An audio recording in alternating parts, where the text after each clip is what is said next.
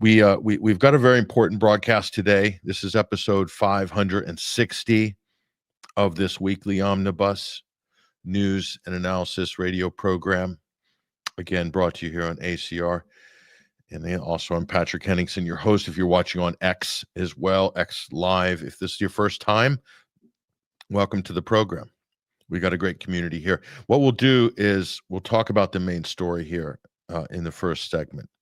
And everybody's talking about, you know what it's going to be. It's in the show title, The Truth About Charlie Kirk. We'll talk about the shooting, but also talk a lot about him as well. Then in the second segment of Overdrive, which will be after the break, we'll bring our teammates in from ACR. Brian McLean, a.k.a. Hesher, host of The Boiler Room. Adam Clark, Ruckus, host of The Daily Ruckus. Basil Valentine as well. We'll bring a round table together. We'll just break down this issue a little bit further. So again, we're looking forward to that. So that's what we'll do after the break. We also have some video clips as well, which we'll be sharing with you about this topic. And most importantly, we will go to the people who really understand what's going on. That's our listeners, our viewers in the comment threads. We'll be reviewing some of the top comments. We'll be doing that during the Overdrive segment. So again, the incredible engagement in our comment threads, especially on YouTube. It's unbelievable how many hundreds, thousands of comments are pouring in during this broadcast on Sunday. Unbelievable engagement. So we got great loyal listeners. All we need to do now is break YouTube's algorithm prison that they've kept us in for the better part of a decade. Anyway, we're working. It's yeoman's labor. We're working on it. What can we say? Listen, let's get to the topic at hand. Before we do that, though, I want to bring on to the screen just to remind people there's a very, very important article up at 21stcenturywire.com. It's right here, Destabilizing Moldova. Europe and Zelensky's plan to thwart Trump-Putin peace efforts with provocations in Transnistria. Transnistria being the breakaway pro-Russian or Russian allied republic there, which is in the eastern part of Moldova. So Zelensky and the Europeans want to keep this war going, and they're going to use Moldova to do it. There's receipts in this special report, which we released last night. Very, very important article. I want everybody, if you're watching, go to 21stcenturywire.com, grab the link on this, share it across your social media feeds. This is so important. This is how it looks like this is one of the gambits that the European leaders and their intelligence services and NATO, although this is probably being done outside of NATO, and Zelensky are planning to basically shake down the U.S. for more money, more weapons, and to keep the war going and potentially drag Europe into an extended regional conflagration or conflict. So read the report for yourself. If you find the evidence compelling, which I'm sure you will, you really need to share that on your X, on your Facebook feeds as well. Post this article, get people to comment on it, make sure people read this. It's very important. It's very important. While they're so close to getting some kind of a negotiated settlement, or at least getting somewhere towards, an end to this conflict, you have other parties, mainly France, Macron leading the way, with the UK, Germany, and the EU behind Macron as the chief instigators to try to drive this conflict further down the road. These people are crazy, and they won't stop until, who knows? I mean, what do they want in the end? They want to see Ukraine totally destroyed. Do they want to destroy Europe in the process? I mean, what is the end state for these European leaders? And remember, when we're talking about Macron and some of these European leaders, these are people floating out like with a 15% approval rating, 20% approval rating, that are governing with these really flimsy, tenuous coalition governments. They don't have a mandate. Macron hasn't had a mandate probably since his first election. Okay. He shouldn't even be in power. He is literally clinging by his fingernails. And meanwhile, Candace Owens has his the Elysee Palace literally by the balls.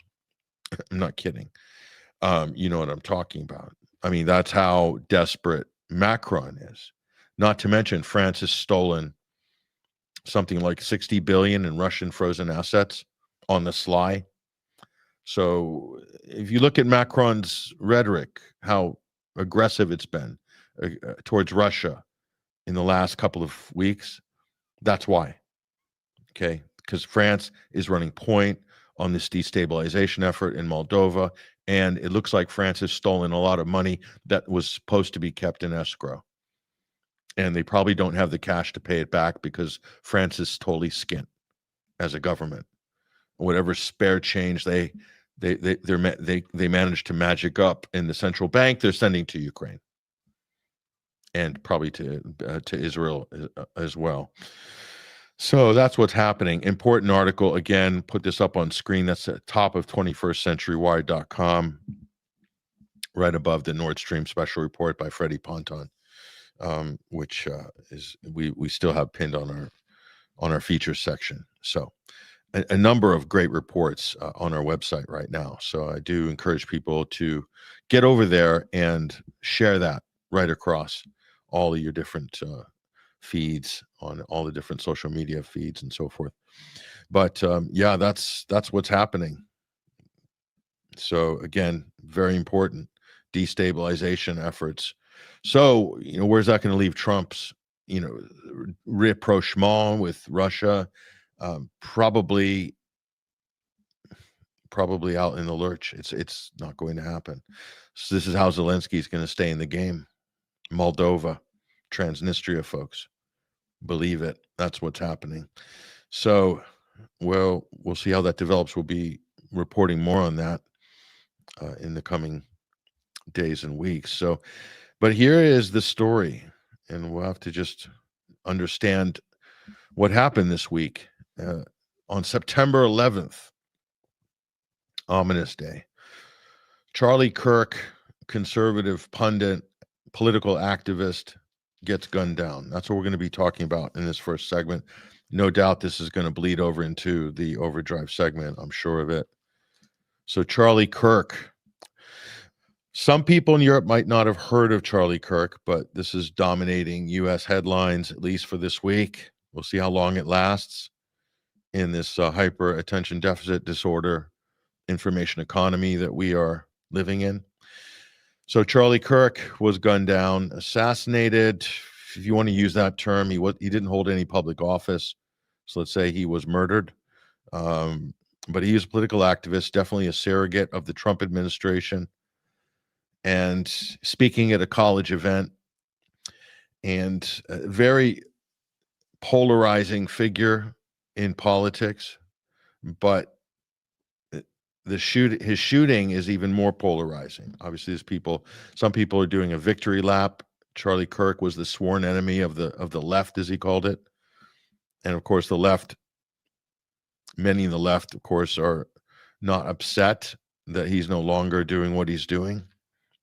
And you can think of what you want of that reaction, but when you put yourself out as a polarizing figure and you declare war on half of the country, registered Democrats, people who identify as being, quote, on the left, you're going to get a visceral reaction if something like this happens. So this is what Charlie Kirk did.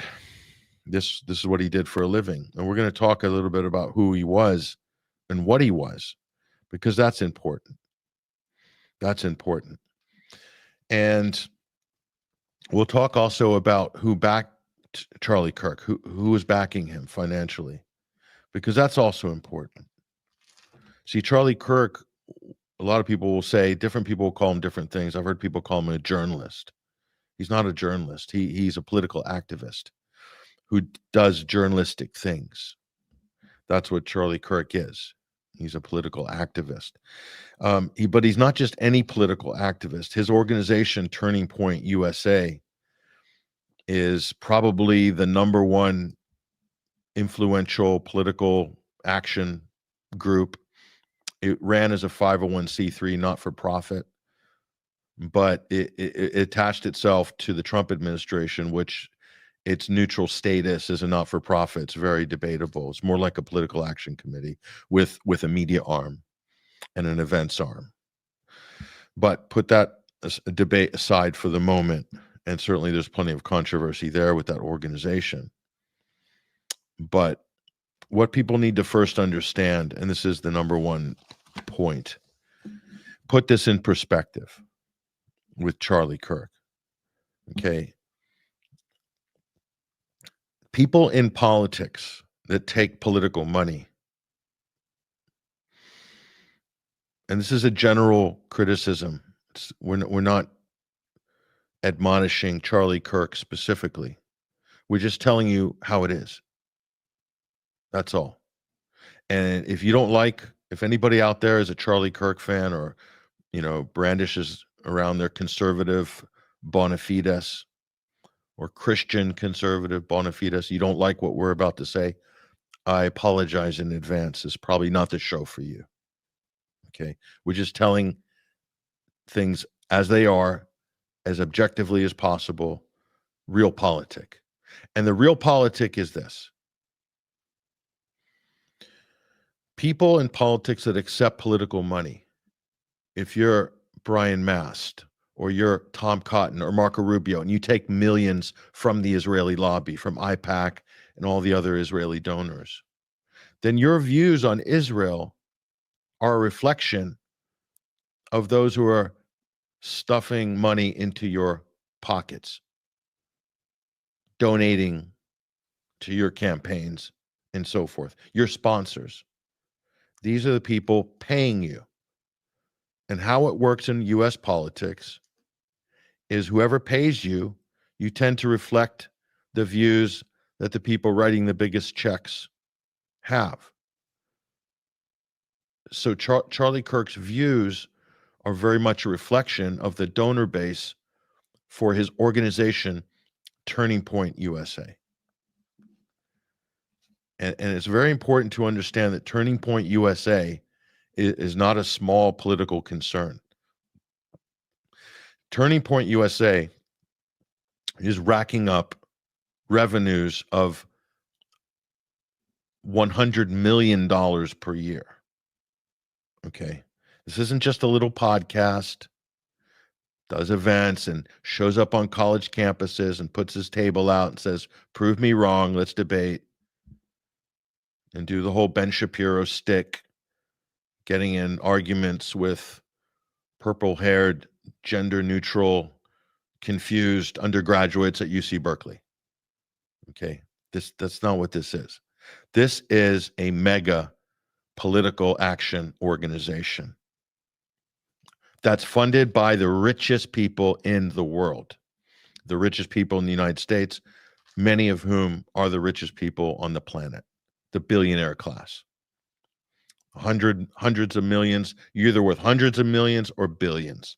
That's Charlie Kirk's donor base.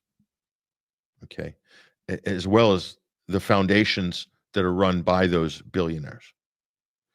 And it just so happens that many of those billionaires happen to be Zionists, some of which are Jewish family foundations that exclusively support Jewish interests and Israeli interests.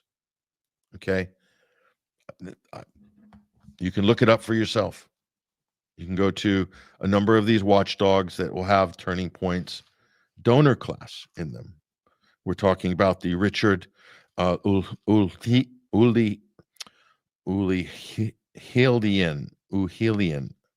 whatever. He's the guy that Schlitz beer, the Schlitz beer magnet.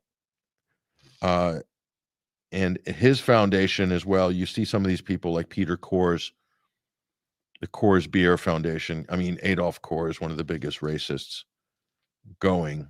I mean, that's no secret. But you have these sort of people, the Rauner Family Foundation sponsoring anti-BDS legislation in Illinois, if I'm not mistaken. The Marcus Foundation exclusively for Jewish causes. The Bradley Foundation that has bankrolled a lot of anti-Muslim campaigns, including the Horowitz Freedom Foundation, which then pays for the legal bills for Tommy Robinson in the UK, the Middle East Forum, which is a Israeli Zionist cutout, effectively, if you really want to drill down and look at the work that the Middle East, quote, forum do. I mean, that's under the Bradley Foundation. The Bradley Foundation is a major bankroller for Turning Point USA. And the list goes on. I mean, if you really want to go down that list, it's mind-boggling, the amount of money. And so that's the point, is people are paid to have their views. If the billionaire class wasn't pumping money into Turning Point USA, what do you think first of all, Charlie Kirk probably wouldn't even have a podcast. He only has a media. It's paid views, like literally paid to get views on YouTube, Rumble, and across the internet. Because when you get 100 million a year in revenue, you can pay for visibility for your podcast with your studios, your producers, your guest bookers, paying guests. And you yourself as the host, your views are paid for. Charlie Kirk held views that reflected the people that were paying him. This is the most important concept you need to understand. So that's where we need to start. You know, and my first observation, I've been watching Charlie Kirk since 2012, you know, since Turning Point USA appeared on the scene, specifically during the first Trump campaign. Okay, he was very young, and he looked to me like very young, not particularly deep, not particularly intellectual, but yet played the role of a zealot in terms of being a voice in the culture wars. Extremely anti-Muslim, anti-Islam, extremely pro-Israel. Now, we'll show some clips of recent months where he began to waver on the Israeli issue somewhat recently, which we'll show you some compelling evidence there. And that might also raise questions about, you know, who may have been the shooter or the assassin, what the motivations might have been, which we can only speculate on at this point in time. But I don't think it's cruel to say Charlie Kirk wasn't very deep. Okay. He's basically no different than any mainstream podcaster, the mainstream, quote, alternative media, and what we call Con Inc. You probably heard that term, conservative Inc., called Con Inc. It's the play on words, obviously, con artists. And a lot of people, original MAGAs, don't like the big money that's been pumped into the MAGA movement.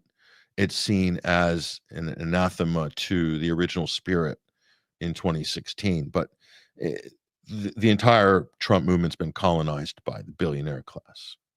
I mean, Elon Musk being like the ultimate kind of expression of that, literally buying his way into the White House before like being ejected in glorious fashion, and the end of Doge. What a con that whole thing was. We talked about that on this show.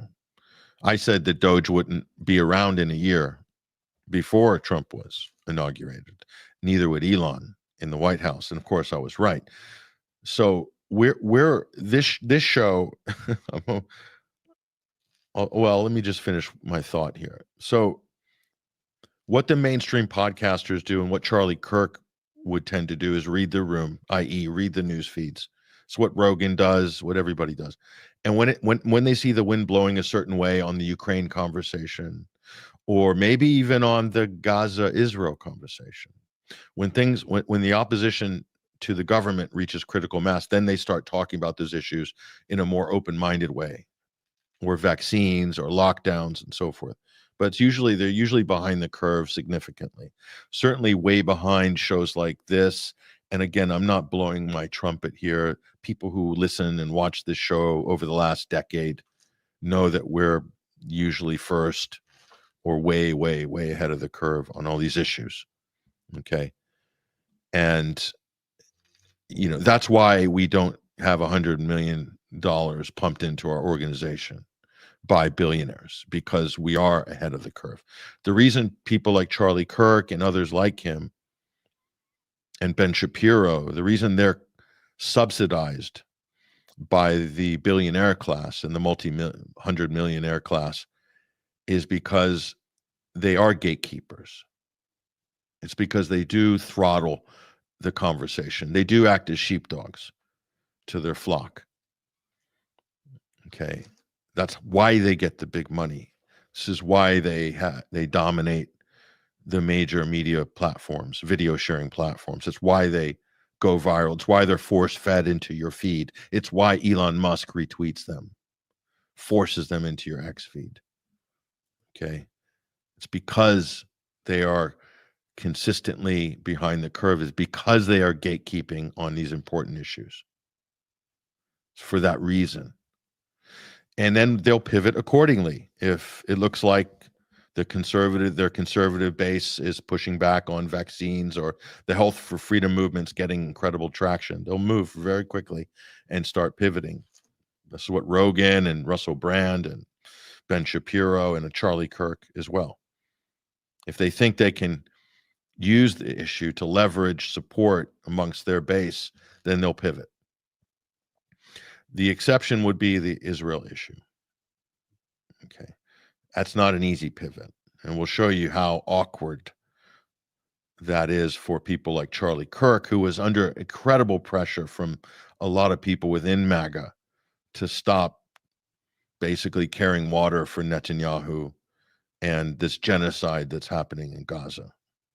And so he started wavering on the Israel issue, probably from August 2025, really in the last 6 weeks.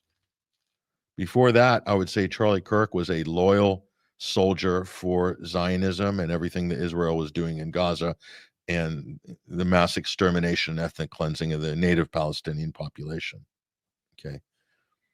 And we can show you plenty of receipts for that. So, but that's 2 years of sheepdogging for Con Inc. and MAGA on the Israel issue. I mean, what can we say?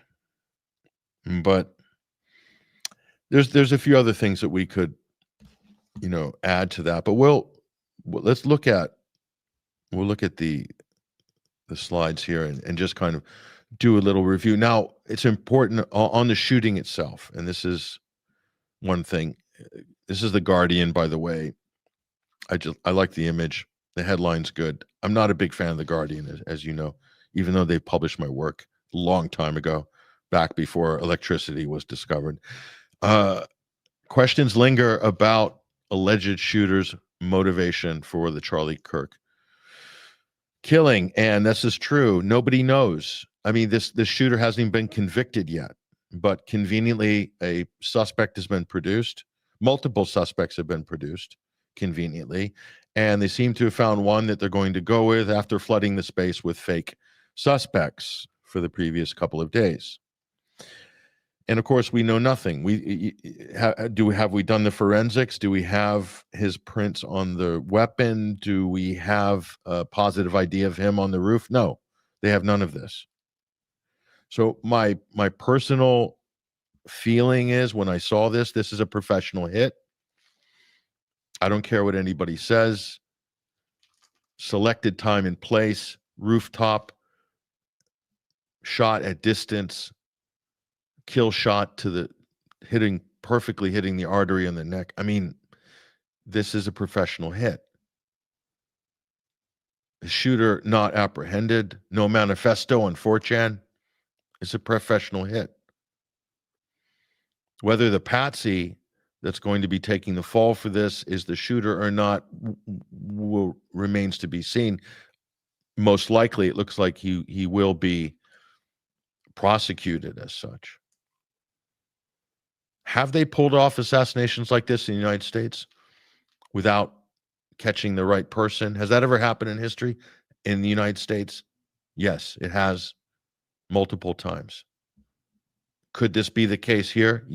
I would say it cannot be ruled out based on history. So We need to get out of the imaginary world in our mind that suddenly everything the mainstream media says is accurate and real, and that there's no such thing as false flags or set up fake patsies to take the fall for high profile assassinations, etc., or that foreign governments are not involved in these type of criminal activities on US soil or any country for that matter. We need to get out of our little comfort zone because all of those things are still happening in the world and are still in play. This is no different. So still a lot of questions to remain, but the media will push you to make up your mind and things like that. Now, this is just unbelievable. The grift on this is incredible. So Sean Hannity and others are promoting the Give, Send, Go page for Charlie Kirk's wife and children. Okay, fair enough. Generally not a problem. But you have to understand Charlie Kirk his family live in a $6 million estate in Scottsdale, Arizona. That is one of the most affluent neighborhoods in the United States, in the whole country. Okay. That's where he lives. And his salary for Turning Point was around $300,000 a year plus expenses, probably everything. Probably rarely had to dip into his pocket, certainly travel, everything. This organization's raking in $100 million a year. So I'm sure he had no out of pockets. Who knows, the write-offs galore. So we go to Give, Send, Go. They've already raised $1 million. So in 48 hours, they hit their goal already. They'll probably raise, if Hannity and all the Fox hosts are still pumping this, they're probably going to raise millions. The sky's the limit. Sky's the limit. So, I mean, not only that, though, his wife's probably going to take some vestigial role in the Turning Point and will draw a salary in addition to everything else.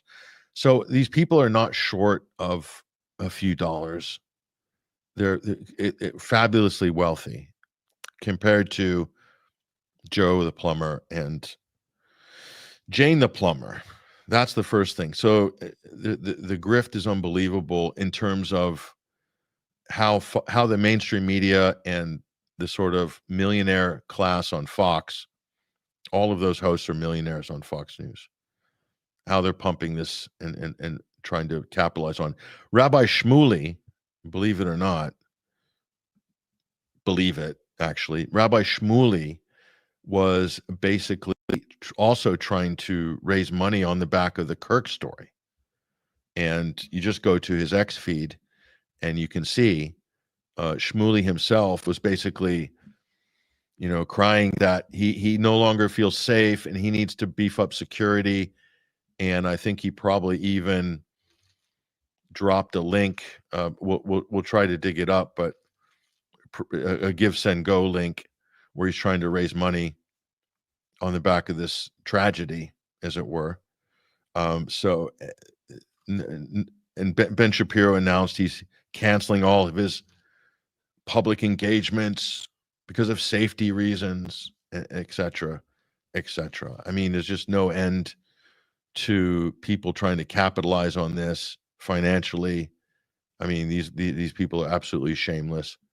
But I think we do have that Shmuley tweet. Yeah, we do. Unfortunately, we're going to show this to people. I apologize in advance, but let's bring this up on screen here. So this is America's Rabbi Shmuley Botish, who apparently doesn't feel safe after this event. So he posted this on his X account, and he's saying, "I have spoken for my friend many times." He's talking about Charlie Kirk.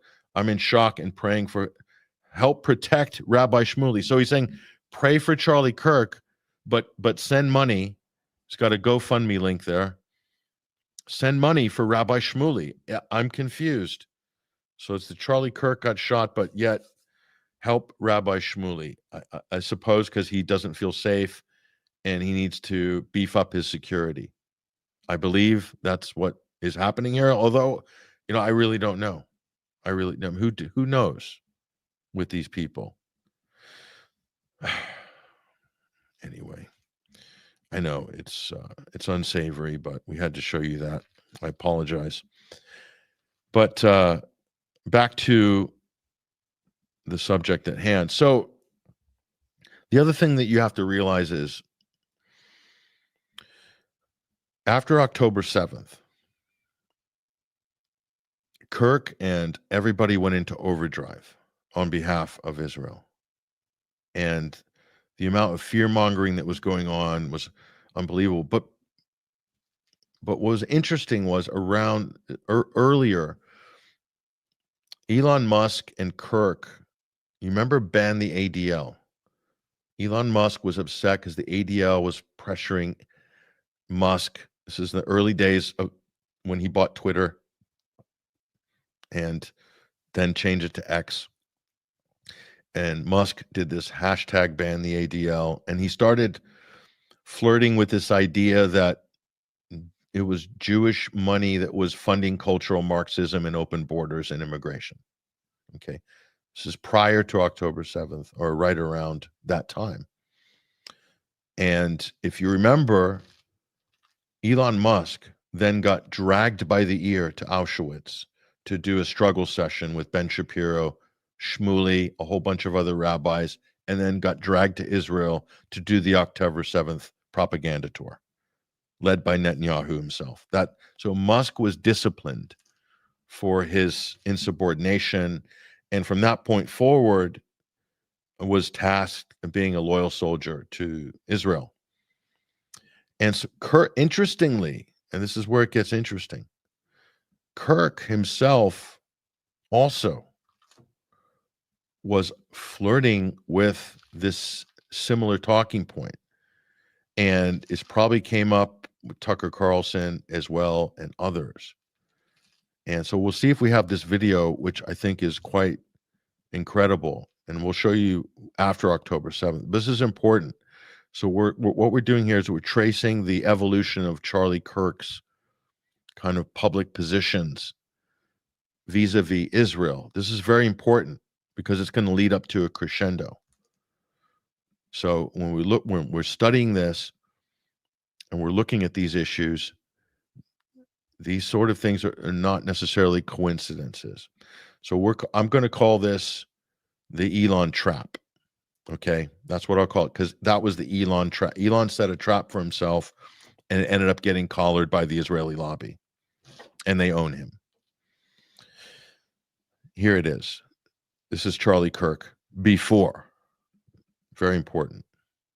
Jewish communities have been pushing the exact kind of hatred against whites that they claim to want people to stop using against them. Now, I don't like generalizations. Not every Jewish person believes that. But it is true the Anti-Defamation League was part and parcel with Black Lives Matter.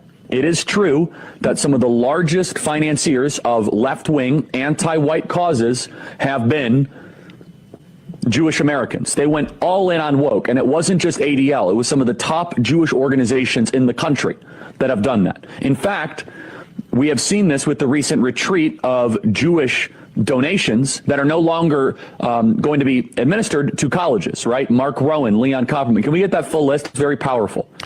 The part of so that's totally true. And by the way, Tucker Carlson reinforces this. So I'm going to it was quite a day on the internet. Tucker Carlson was interviewing Candace Owens. We have Candace Owens coming up next hour.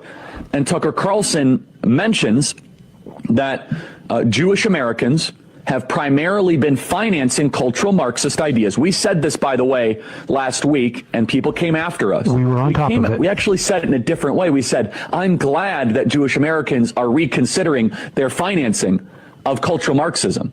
And people misunderstood it intentionally and slandered us as being anti-Semites. But listen to this. Tucker Carlson is completely correct by saying this, that the philosophical foundation of anti-whiteness has been largely financed by Jewish donors in the country. Okay, so that's Charlie Kirk also stepped into that Elon trap. Okay, that was before. And the timing of that was, then October 7th happens. Okay, then you get this. So these are leading conservative influencers basically saying that after October 7th, and Charlie Kirk was also doing this, although I think he deleted his tweet after myself and many others. Basically, I don't know. I'm looking for his tweet on that, but that there's Hamas sleeper cells crossing over the southern border to wreak havoc after October 7th, a day of Muslim rage. I think that people were pushing that, and everybody was on it. Here's Robbie Starbuck. Does anyone really think that among the men cheering for Hamas in major U.S. cities today, alongside the left-wing activists, there aren't some willing or waiting to do some of the things on our soil? Know your surroundings and be vigilant, everybody. I mean, everybody was at this at the time. I remember it very vividly. Even Marjorie Taylor Greene, who's kind of pivoted away from supporting Israel in the last 6 months, she said at the time, she tweeted, what happened to Israel could happen to America. We have been invaded by aliens from over 160 different countries. We don't know who they are or where they are. There's so many that got away. The Biden administration can't even keep up with them. This should be a wake-up call.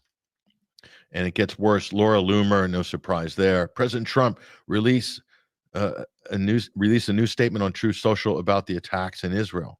The same people that raided Israel are pouring into our once beautiful USA through our totally open southern border at record numbers. It's true. Hamas has terror cells all over the USA. That's a complete lie, but obviously that's par for the course for Laura Loomer. She's basically an incitement machine. That's what she does. Representative Andy Biggs from Arizona. I used to like him. Certainly, I would have been on his side on a lot of other issues, except for this one. He's turned out to be dumb as a box of rocks when it comes to Israel, but he's not alone, of course. He says, how many Hamas sleeper cells have crossed our southern border under Biden administration's policies?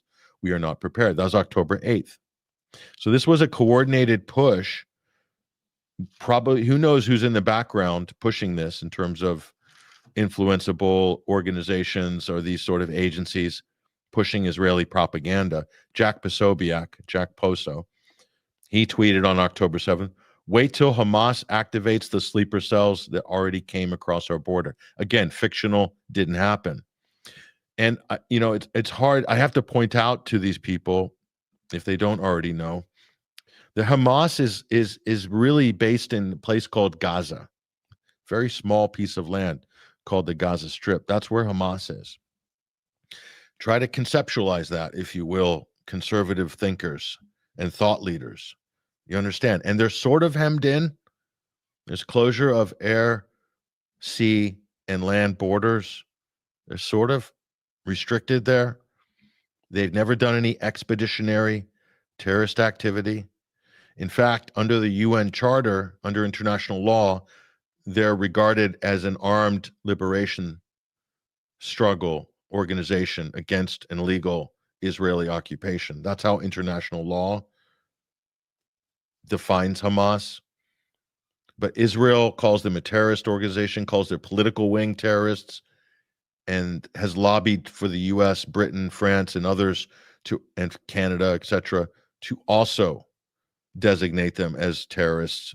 Their military and political wing, even though they've never attacked or threatened the United States or Britain or France or anybody in Europe.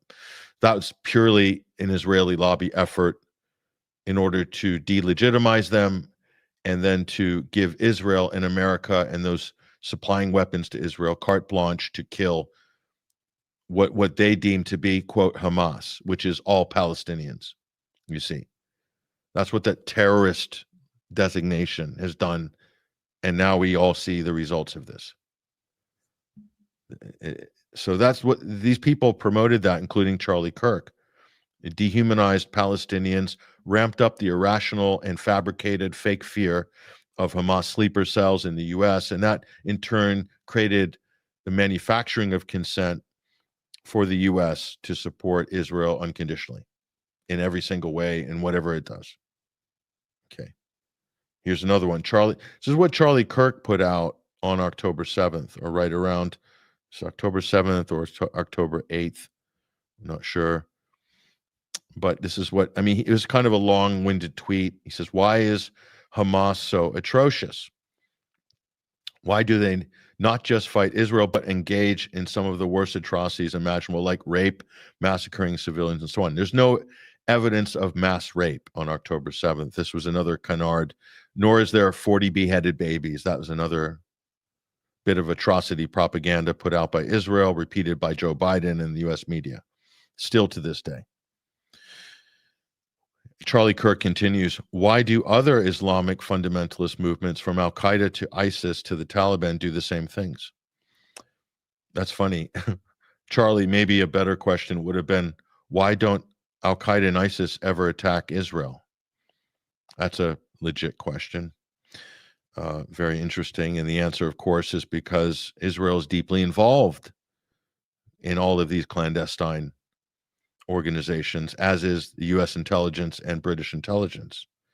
And they've always been, including the Muslim Brotherhood, by the way. That's another discussion, which we fleshed out very well with Kevork Almasian on Syriana analysis a few months ago. Unfortunately, it comes down to one of the core principles, says Charlie Kirk, right around October 7th when he tweeted this. The core principles of Islam: be like Muhammad, take slaves, rape young girls, kill people in robberies. Okay. So that's Charlie Kirk's worldview. So he's putting this out, it's getting millions of views, influencing all the 18 to 35-year-olds that follow Turning Point. And he continues here giving his sort of ham-fisted historical diatribe. And he continues saying, that is why your doctor or colleague or neighbor is not a bad person. There are decent people precisely because they are decent people precisely because they are bad Muslims who are not really following Muhammad. So it's very convoluted and twisted what he's trying to do here. And he's basically lumping in Hamas with ISIS, which is laughable because the Al-Qassam brigades and others kicked ISIS out of Gaza because they don't support that.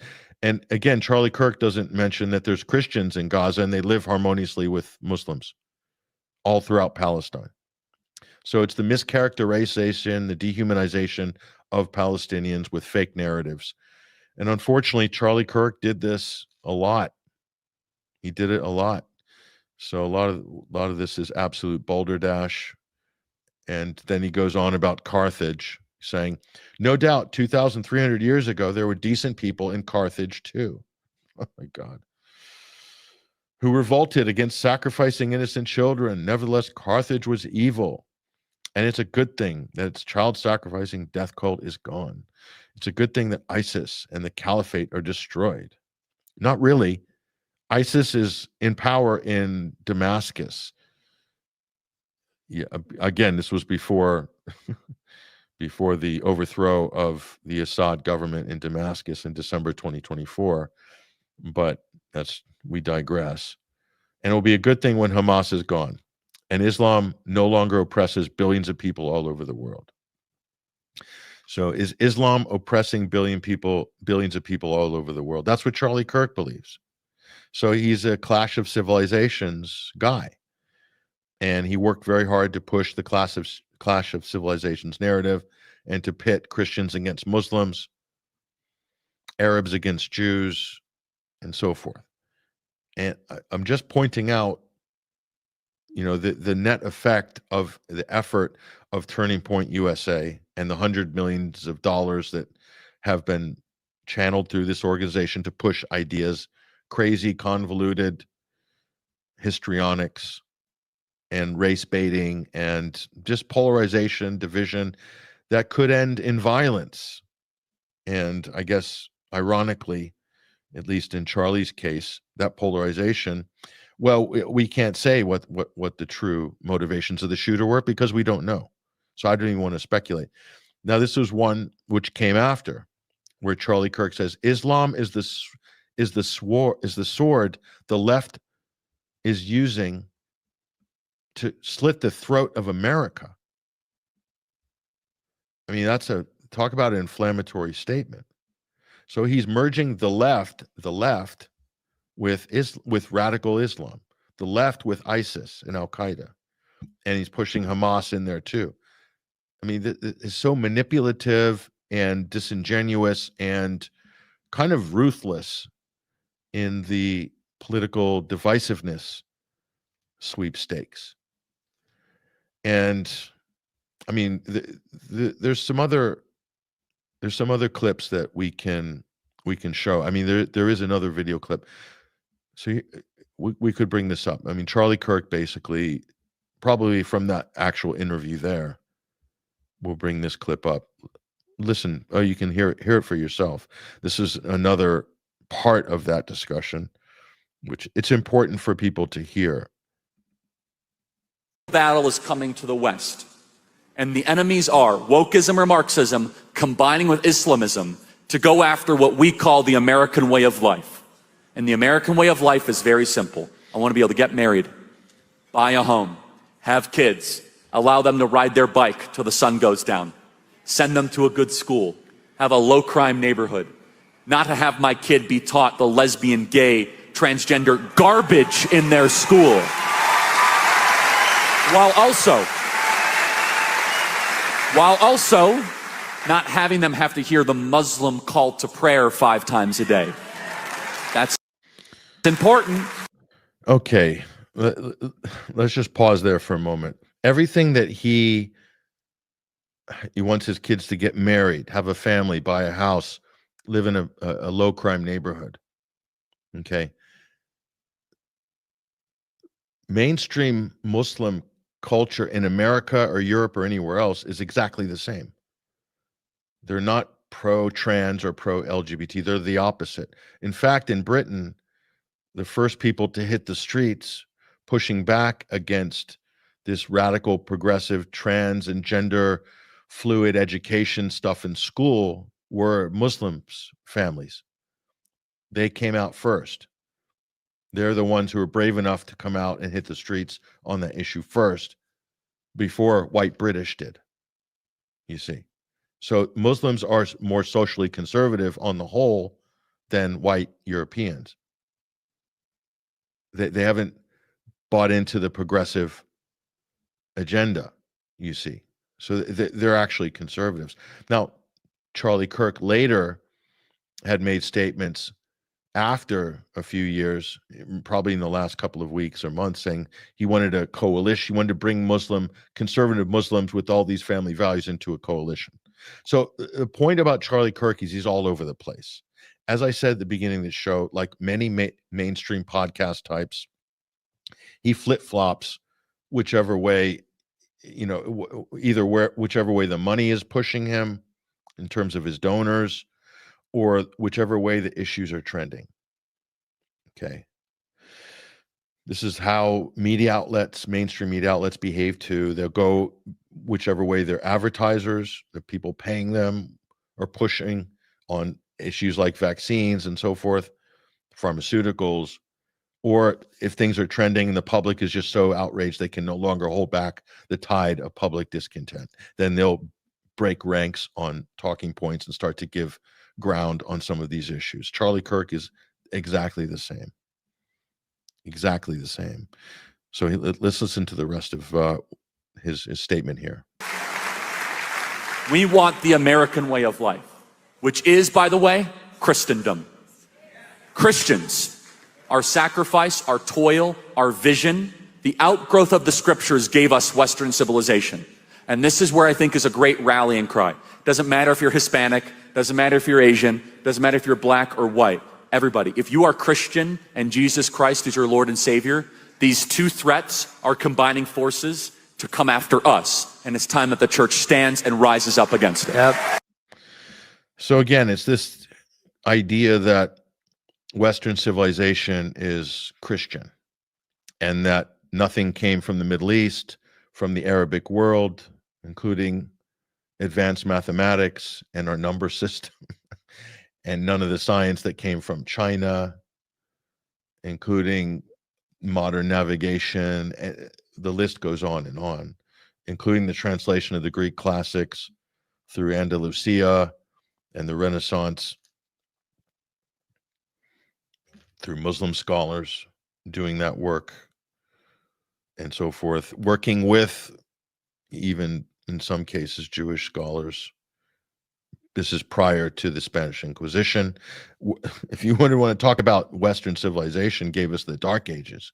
They're burning books in Europe and burning women at the stake, accusing them of being witches, while they were pursuing advanced sciences and developments in other places like the Middle East and the Far East. Those people were preserving our books while we were burning our books. So, I mean, it's a kind of a discredited debate that, and by the way, all Americans do not go to church. Okay. People who identify as Christians who actually don't pray or don't go to church. And plus there's people who aren't Christian as well in America, Christendom.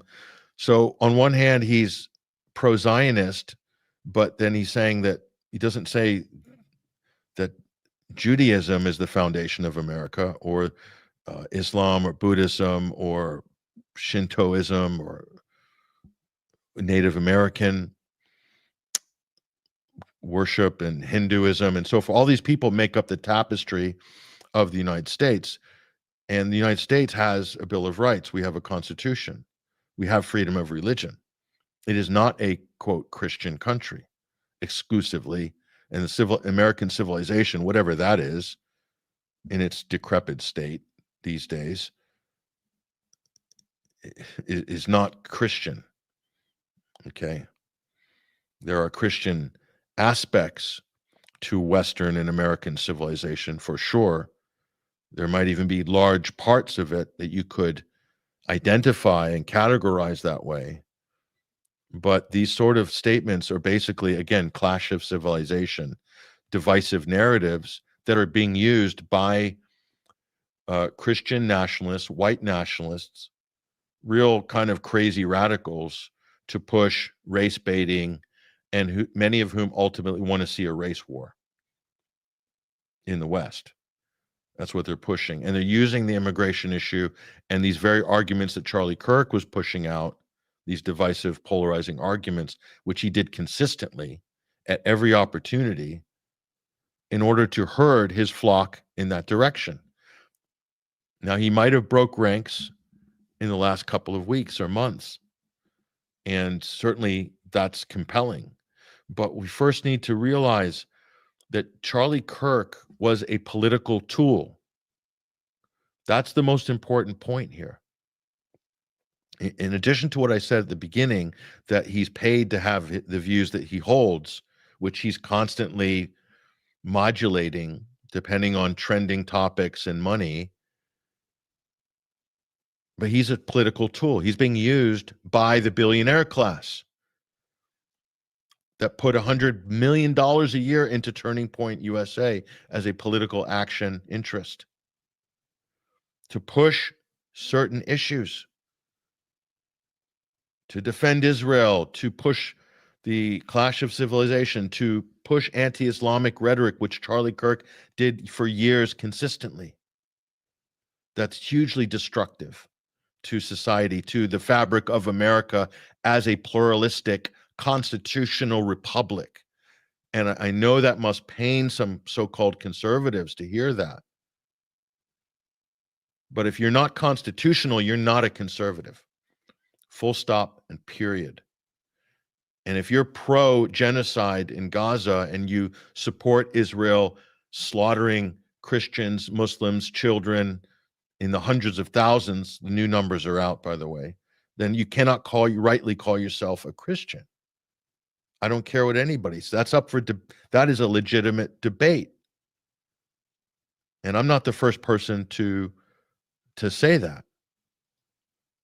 A lot of concerned people out there, including in America, are shocked and disturbed by the amount of Americans brandishing their cross of Jerusalem like crusaders on their breastplate, while simultaneously cheerleading an industrial scale Holocaust in Gaza. That's problematic. It should be problematic if you identify as a Christian. It should be. But for many, it's not. And that's a problem. But Israel loves this situation. The Israeli lobby loves what it's achieved here in America. It's manufactured consent. So it's really important that people grasp what's happening here. And we'll go back to some of the other details on this, which I think are worth pointing out. Turning Point USA, again, this is a massive political action, not for profit. It's a giant super PAC with a media arm, basically. And their advocacy for so-called conservative issues, anti-woke. They managed to merge anti-woke with anti-Palestinian and anti-Muslim.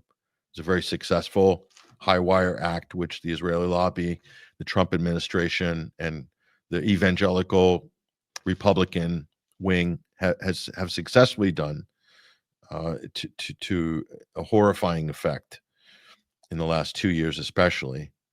But that's what Charlie Kirk is really in charge of there. We highlighted just one of the donors of Turning Point here, Michael and Andrea Levin Family Foundation.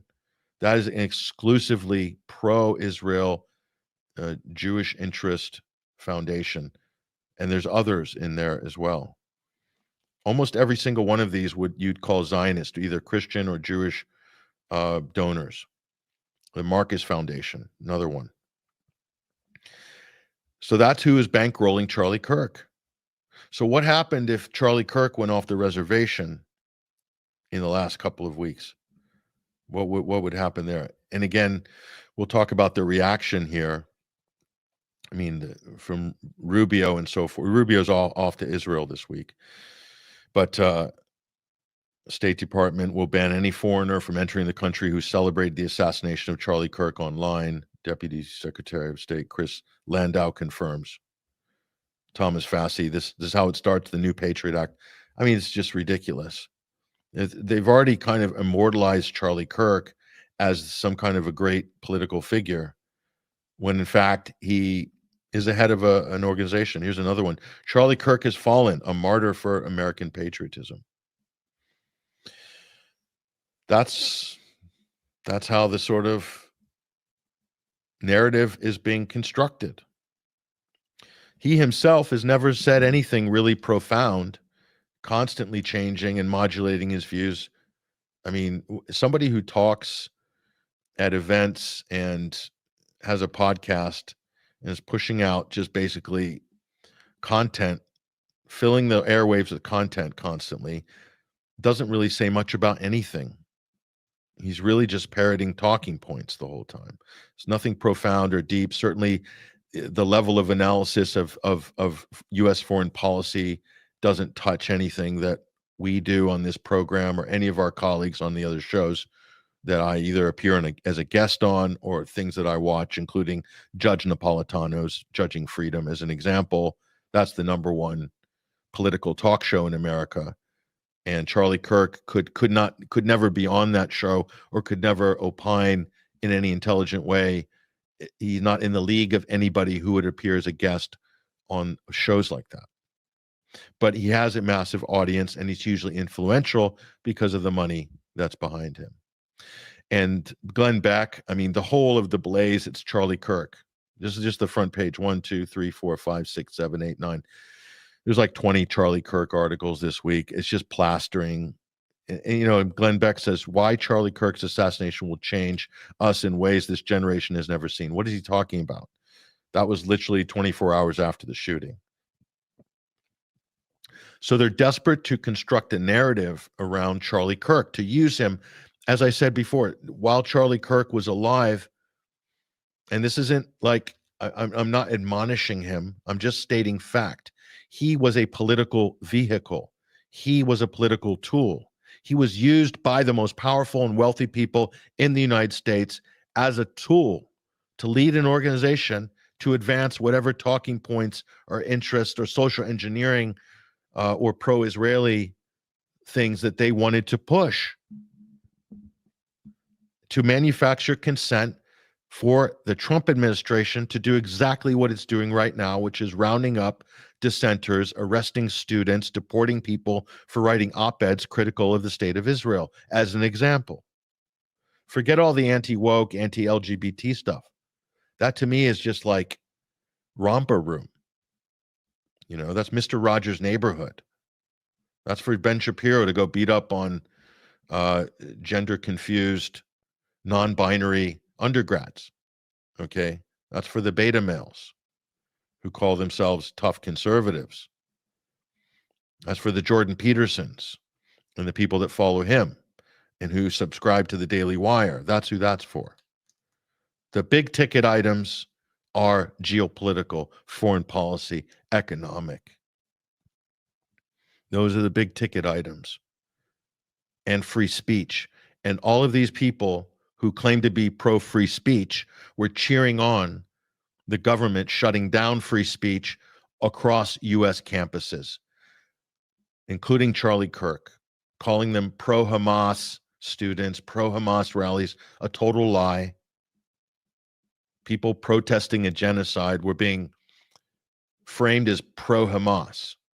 So it was a double lie. So that's the conversation that we want to have here today on Charlie Kirk. Now, a funny thing happened on the way to the office at Turning Point USA in August. And somebody who I have great respect for is James Lee, who's an independent journalist, who's a fabulous reporter, and who's probably one of the best TikTok video producers there is. I put him and Nico House up in sort of the top of my league table of being able to condense complex issues into understandable bite-sized chunks. And this is what James Lee pointed out. And this is important. We're going to wrap this segment up, obviously, but not before we hear this. Very, very important. And so what happened with Charlie Kirk in the months running up to this incident? What happened? That's the big question. He changed his views.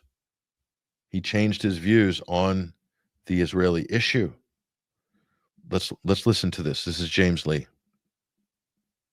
That I trust very much. And this is coming from the top levels of government. And they were having dinner with people, senators in the Senate Foreign Intelligence Committee. They are not openly saying this at this point. Of course not. But in private conversation, they're saying, hey, this looks like potentially Israel is behind this. Wow. And then in terms of getting to the actual evidence itself, a very close friend of Charlie Kirk's put out there. Charlie didn't want to put out this tweet himself, but he told a friend to put it out on the internet and said, hey, if I go against Israel, I think they will kill me. And when did he say this? This was August 13th. So less than a month ago. I can see Charlie over the last few months sort of take in new information and have his mind shift a little bit, right? He used to be an Israeli loyalist. Then he starts to sort of mildly criticize Israel in that, hey, I don't think, we shouldn't be allowed as an American to question the acts of a foreign government. I have text messages, Megan, calling me an anti-Semite. I have less ability sometimes online to criticize the Israeli government without backlash than actual Israelis do. Mm-hmm. And that's really, really weird, isn't it, Megan? And he publicly stated, hey, maybe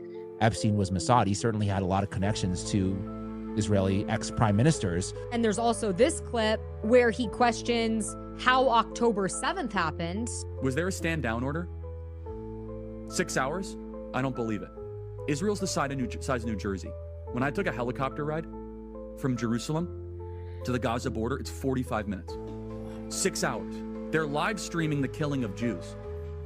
Did somebody in the government say stand down? That is a legitimate, non-conspiracy question. I mean, this is a big problem for Israel. Charlie Kirk was maybe the most influential figure on the right, especially with people under the age of 30. Mm-hmm. And when you start to have somebody that influential as a conservative is say, hey, we need to maybe reassess this relationship. There's something weird going on. This is a warning to people in the media to say, hey, you need to stop this right now because you could be next. Wow. So, nice job there. And big shout out to James and Today-ish, the show that had him on as a guest, where that segment came from. You go to James Lee's X feed or check him out on TikTok or Instagram. So that's something there. And then the piece de la resistance, Charlie Kirk debates Ben Shapiro. Just within very short space before this shooting. And this was to say this was uncomfortable for Shapiro. And so this is an edit just of Charlie Kirk's questions to Shapiro. And Charlie Kirk's trying to be balanced here.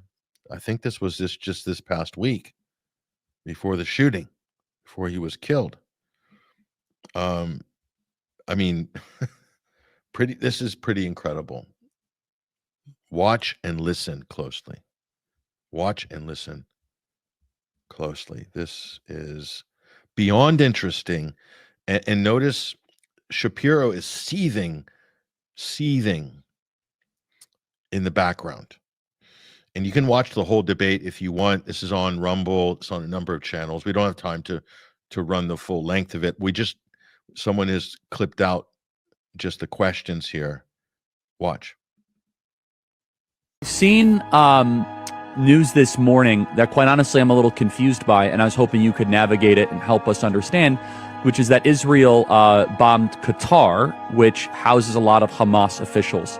What happened here? And if I were to introduce just the skeptical question, will this potentially endanger America's own interests in the Middle East? So please, Ben, help me better understand the situation. I just spent time in Japan, and one of the things that kind of looms over Japan is that they engaged in an unconditional surrender. That they said, we're done.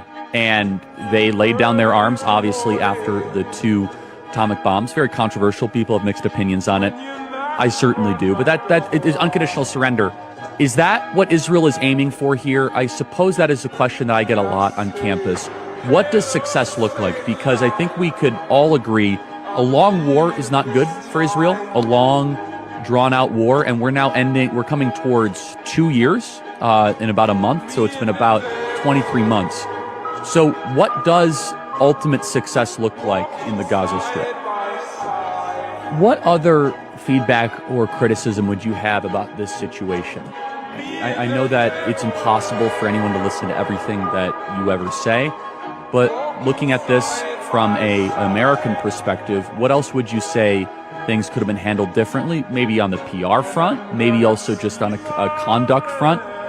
Where would you say, as an outsider, things that could have been handled better, more efficiently, or with more precision?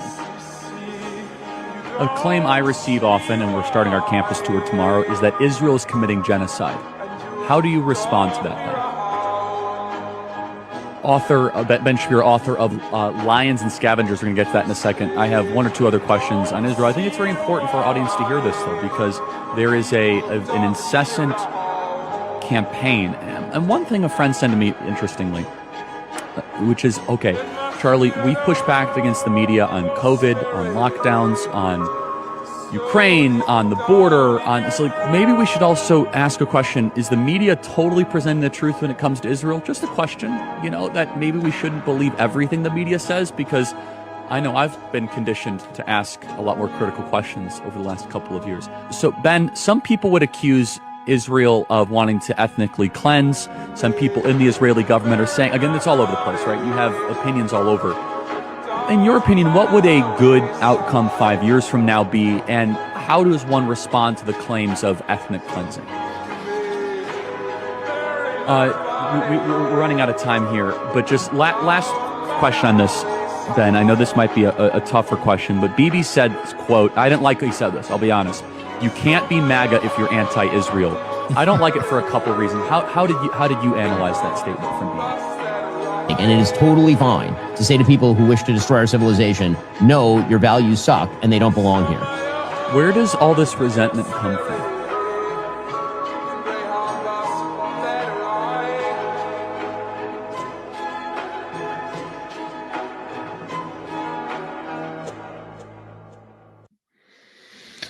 So Shapiro's got a book, Lions and Scavengers, basically saying the scavengers, i.e. the Arabs or the Muslims, are coming to destroy us in the West because they're jealous of what the lion has, the success of the lion.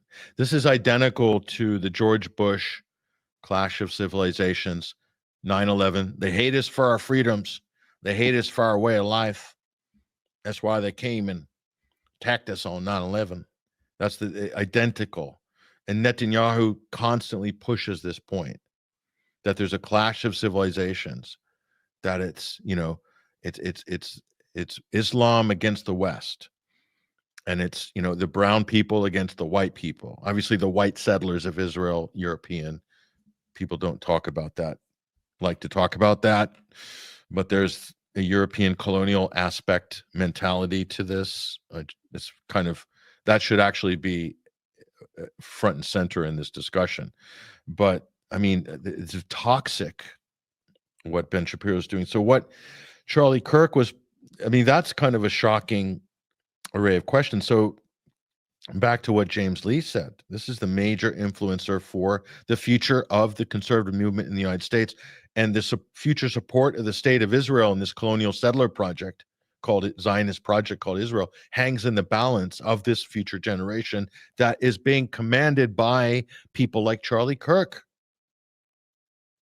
And this all just kind of unraveled in the last 6 weeks. Okay.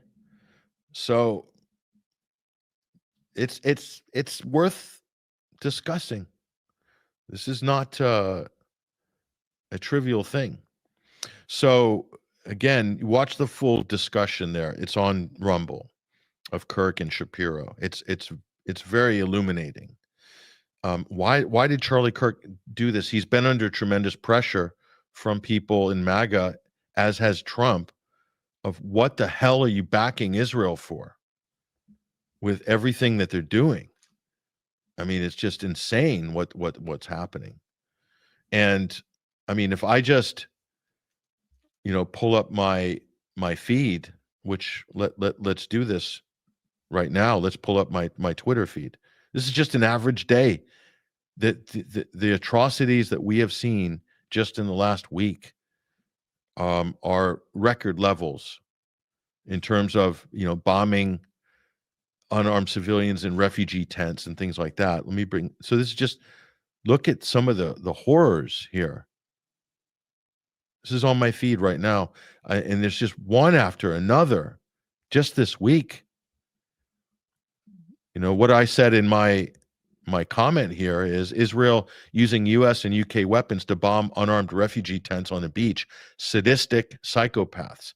No entity regime which systematically does this has a, quote, right to exist. In history, regimes have been dismantled for less. For less.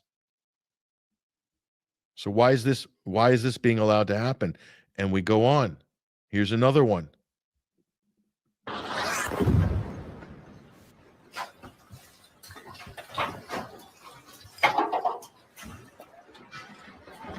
You can hear the people screaming in the background. Just this total screams. People living in tents after being made homeless. Look, there's one of the bombs caught on a still frame, an American bomb, laser guided. That's what Israel's dropping on kids, says Thomas Fassi. Here's another one. Look at this.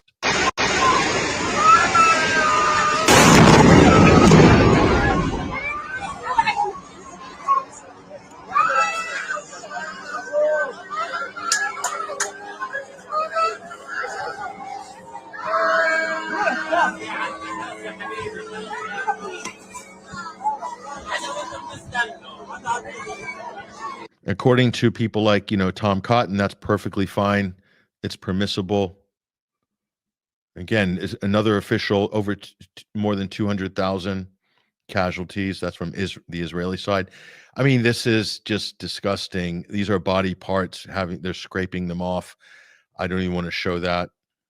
It's there. I had to repost it just because we can't look away from this this stuff. It's disgusting. So again, someone here, free speech, but not for the 260 journalists killed by Israel in Gaza. So Charlie Kirk wasn't really into that free speech. Again, this is the bodies being scraped off. I will not, I don't want to show that. You can go and see it for yourself. 680,000 Palestinians killed in Gaza. 380 infants under 5, 99,000 children over 5. Israel isn't defending himself. And this is a new data set that's been released here. You can go, that's on Memo. There are others too. I mean, we reported on some of this in the past, but it's just unbelievable. And there's a clip from Tom Cotton. I mean, there's just so much of this stuff. I don't know how anybody can remain objective. If you're still neutral at this point on this, or you think this is the Palestinians' fault, then again, there's 680,000 lives erased. Hidden death count. That's a new publication. Hugely undercounted. Okay. I don't know if we have the Tom Cotton clip here, but we'll see if we can just pull that up, and then we'll go to break in a minute. You know, I'm trying to be as comprehensive as we can in what we're showing you, so you have the full scope of the issue. But let me just bring you to this, okay? And that is the gray zone. And so we'll drop this for the moment, and then we're going to connect here with what the gray zone are doing. And this is an important story here. This is a very important story. We'll bring this up on screen right now. And it goes like this. Very, very important.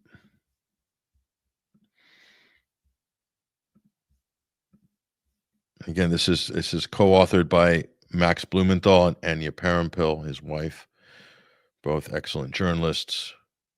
And look at this. Gray Zone headline. Charlie Kirk refused Netanyahu funding offer, was, quote, frightened by pro-Israeli forces before his death, friend reveals. All documented here. And so it's funny how Netanyahu came out right after Charlie Kirk was snuffed out and was waxing lyrical about how great he was and so forth. But this story tells a different story here. They put the move on turning point in Kirk, and Kirk apparently didn't want to be owned by the Israeli government directly. I mean, it's one thing to have the billionaire donor class. It's another thing to have a mafia boss come and make an offer you can't refuse. You see. It's here. Kirk had come to loathe the Israeli leader Netanyahu, regarding him as a, quote, bully, the source said. Kirk was disgusted by what he witnessed inside the Trump administration, where Netanyahu sought to personally dictate the president's personnel decisions and weaponize Israeli assets like billionaire donor Miriam Adelson to keep the White House firmly under its thumb. Okay, and it goes on and on. At Turning Point USA, the rift with Israel widens. So you can see, and the Epstein story obviously was a big factor here, is the Trump being forced to cover up the fact Jeff Epstein was a Mossad, quote, CIA asset. It was blackmailing top U.S. politicians, including presidents. So this is a high stakes game, folks. Charlie Kirk was right in the middle of a high stakes geopolitical game with a mafia state leaning on him, a mafia state. Netanyahu is a representative of the Israeli mafia, the international mafia, Zionist mafia. That's what Israel is. It's a haven for criminals. And look at what they're doing right now. If you have any doubt as to what the state of Israel is or does. Just look at what they're doing in Gaza and tell me that's not criminal. Tell me that is not the behavior of a mafia state. How else are we supposed to put this? I don't know how else to put it. And when you see things like this, you really have to reconsider what we're looking at. You really do. So, as I said on other programs, I think this was a professional hit. Whether they finger the right person or whether there's a fall guy, that's beside the point. It looks to me like a professional hit. And who does professional hits? State actors. Which state actor is engaged in the most political assassinations in the last few years right now? It's Israel. Has Israel done political assassinations on U.S. soil or on other countries' foreign soils? Yes, they have. Arguably, there's a very strong case made by many historians and researchers regarding the assassination of John F. Kennedy. And Robert F. Kennedy, for that matter, but especially JFK. But we don't have to go back that far. And it's funny that this happened on 9/11, symbolically or not. You can decide. But these things are worth pointing out. So all of this stuff is going on. We're just wanting to lay out some of the compelling realities here. Okay. And also to the fact that you are being completely deceived and lied to most of the time by government agencies, by the mainstream media, by the Israeli lobby, and these sort of interests. And just because Trump is president doesn't mean that there's not going to be heavy pressure to steer the narrative on this Charlie Kirk story in a certain direction. That includes on federal agencies like the FBI and the ATF. Okay. Heavy pressure. And you have all these pro-Israeli Zionists within the Trump administration. So do we know for sure? No, we don't. Is there a lot of circumstantial evidence? Yes, a lot. A lot. A lot more than anti-woke sentiment that somehow, or pro-trans shooter, or whatever the stuff that's being pushed out here. There's a lot of circumstantial evidence. My personal opinion, you can't ignore that. You can't. This is a high-stakes game. High-level political assassinations throughout history. It's not a trivial thing. High-stakes game. And there is no higher stakes right now than what's happening as we speak in the Middle East. Israel requires U.S. backing to do what it's doing. And anything that challenges that or puts that at risk, that's a problem for the biggest, most vicious organized crime syndicate on the planet, which the U.S. is part of. Let's face it. So again, Charlie Kirk is political cannon fodder. He was used while he was alive, and he will be used after that continuously by the same forces in order to polarize, to divide, to stoke fear and division. This is what he was used for when he was running Turning Point, and it's what they will use him for after the fact. And if anyone has a problem with me or anybody saying that, that's your problem. These are the objective facts. Like them or not. If you don't like them, I'm sorry. This is not the show for you. But these are things that I think are important and we need to be thinking about. Let's take a break right now. And when we come back, this is a way longer segment than I planned to do. I was going to knock this out in 40 minutes. It turned out to be an hour and a half. So sorry. And big apologies to my cohort at ACR. Hopefully they'll stick around for Overdrive. I'm Patrick Henningsen, your host. This is the Sunday Wire, episode 560. We're talking about the most important issues of the day. and this is no exception. We'll come back in just a few minutes. Until then, enjoy the music of Peyote for President. We'll see you in a minute.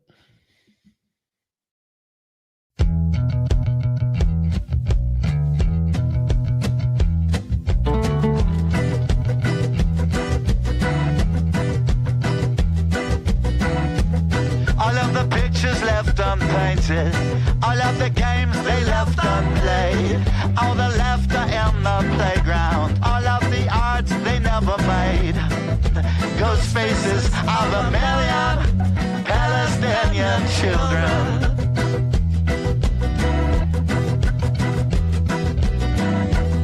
All of those voices left in silence, all with their names written in kind, lest their bodies pulled from rubble, lifeless empty dolls to find. Ghost faces of a million Palestinian children.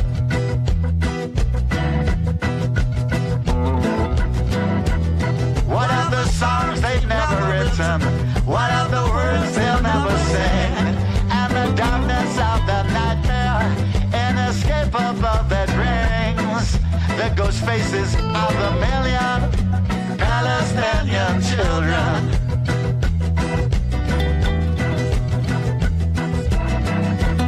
I hear the crying, helpless children, God's most precious and most dear. I hear them begging for the reason. How could you ever leave us here? I close the eyelids of a million Palestinian children.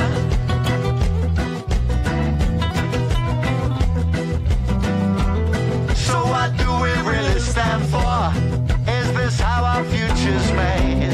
And when we ever find the courage to stand up unafraid, I tear away the persecution of the Palestinian children.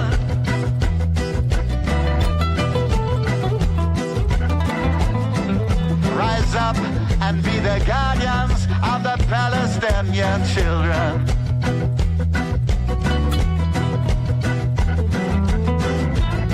To respect our obligation, every creed and every nation, 'cause every soul deserves protection. Save the Palestinian children.